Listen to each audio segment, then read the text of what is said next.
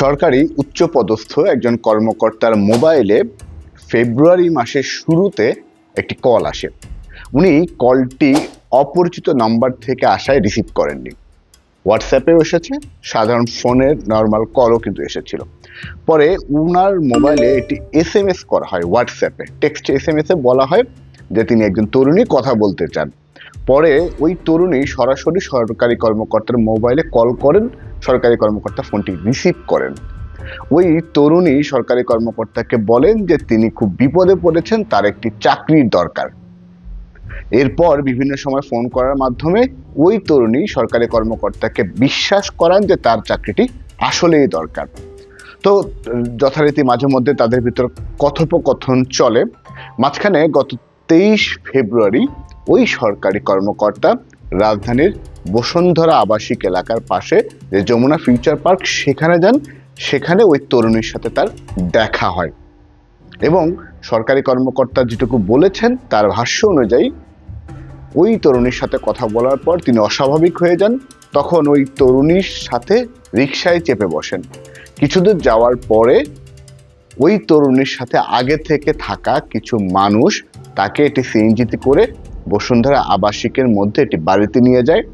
তারপর তাকে বিবস্ত্র করে অন্য এক তরুণীর সাথে ছবি তোলা হয়, ভিডিও করা হয়, তার কাছ থেকে 3 কোটি টাকা মুক্তিপণ চাওয়া হয়।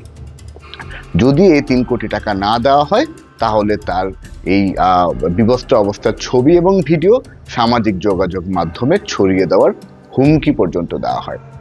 তারপর ওই সরকারি কর্মকর্তা তার বাড়ির সাথে কথা বলে দুটি ব্যাংক অ্যাকাউন্টের মাধ্যমে 15 লক্ষ টাকা ওই অপহরণকারী চক্রের হাতে দেন। তারপরে তিনি মুক্তি পান এবং মুক্তি পাওয়ার আগে শর্ত ছিল যে তাকে আরো 25 লাখ টাকা দিতে হবে।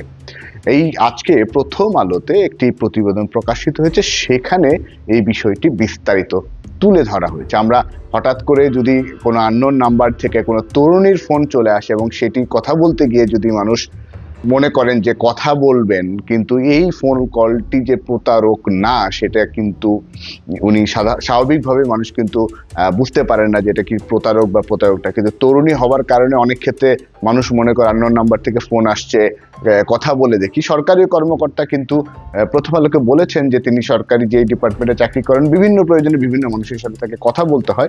এটাও সত্য, সরকারি পদস্থ কর্মকর্তাকে বিভিন্ন ডিপার্টমেন্ট থেকে বিভিন্ন শ্রেণীর মানুষ কিন্তু তাকে ফোন করে। তো তার মতো লেভেলের একজন ব্যক্তি যদি একটি নারীর মাধ্যমে ফোন কলের মাধ্যমে প্রতারণার শিকার হন তাহলে আমাদের কিন্তু চিন্তাই পড়তে হয় যে সাধারণ মানুষ তাহলে কি করবেন। প্রথম আলোর প্রতিবেদন অনুযায়ী ওই সরকারি কর্মকর্তা ওই 15 লক্ষ টাকা দেওয়ার পরে এবং 25 লক্ষ টাকা আরো দিবেন এই আশ্বাস দিয়ে যখন ছাড়া পেয়ে আসেন, স্বাভাবিকভাবে উনি মানসিক অবস্থা তার ভেঙে পড়ে।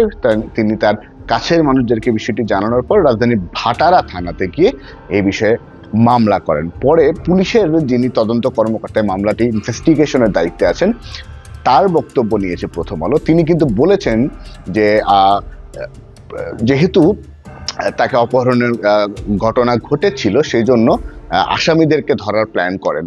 তো তখন ওই প্রথমে যে তরুণী ফোন করেছিল ওই সরকারি কর্মকর্তাকে, তাকে ফোন করে বলা হয় যে আপনাকে আরো 25 লক্ষ টাকা দেওয়া হবে, আপনি আসুন।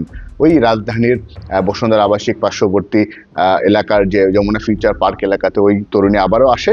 তখন কিন্তু তাকে পুলিশ এক সহযোগী সহ গ্রেপ্তার করে নিয়ে যায়। পুলিশের যে কর্মকর্তা এই মামলাটি তদন্ত করছেন তিনি কিন্তু প্রথম আলোকে বলেছেন যে এই যে দুজনকে আটক করে নিয়ে আসা হয়েছিল প্রথমে, তারা দুজনেই কিন্তু এই অপহরণের বিষয়টি স্বীকার করেছেন। তাদেরকে গ্রেপ্তার করা হয়েছে, তারা এখন জেলখানাতে আছেন। তো আমরা স্বাভাবিকভাবেই হঠাৎ করে কোনো আননোন নাম্বার থেকে ফোন এলে চেষ্টা করব সেটাকে যাচাই করে নেওয়া, কে ফোন দিচ্ছে, কেন ফোন দিচ্ছে। বিশেষ করে যারা তরুণীর কণ্ঠ শুনেই তার সাথে খোশ গল্পে শুরু করে দেন খোশ গল্প, তাদেরকে কিন্তু সতর্ক হওয়ার দরকার বলে আমি মনে করি। কারণ এই সুন্দর বা মিষ্টি কণ্ঠের পেছনে লুকিয়ে থাকতে পারে আপনাকে ক্ষতি করার কোনো ফাঁদ, আপনাকে শেষ করে দেওয়ার, আপনার সম্মান, আপনার সম্পদ নষ্ট করার কোনো ফাঁদ কিন্তু থেকে যেতে পারে তরুণীর কণ্ঠের পেছনে। ভবিষ্যতে ভিন্ন কোনো বিষয় নিয়ে আবারও যুক্ত হব আপনাদের সাথে। ততক্ষণ পর্যন্ত সবাই ভালো থাকুন, সুস্থ থাকুন, সবার জন্য শুভকামনা।